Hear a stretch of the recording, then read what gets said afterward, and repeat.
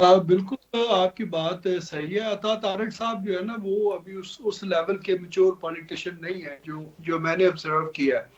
हम्म। मोहसिन नकवी साहब में बहुत मैच्योरिटी है, वो बहुत डाउन टू अर्थ रह के जो है ना वो काम करने वाले बंदे हैं। वो शोशा वाली वो चीजें नहीं करते, वो काम को काम समझ के जो है ना वो करते हैं। और जिस तरीके से उन्होंने केयर टेकर सेटअप में जिस तरीके से डिलीवर किया, इतना बड़ा सूबा उन्होंने चलाया और हर चीज को बड़ी खूबसूरती से मैनेज किया। और उसके साथ साथ पीटीआई का जो एक फितना है उसको भी उन्होंने बड़े खूबसूरती के साथ हैंडल किया। तो ये उन्हीं के खास है आई थिंक, जो उनकी ये क्रेडिट पे ये जो चीजें गई हैं, इसी लिहाज से जो है वो उनको सामने लाया गया। और खामोश रह के एक स्ट्रॉन्ग किस्म के इंटीरियर है ये इनकी चीज।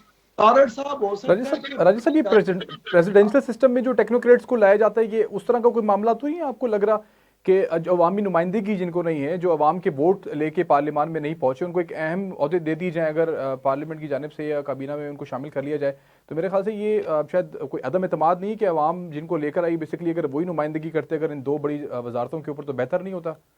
नहीं, ऐसा नहीं है।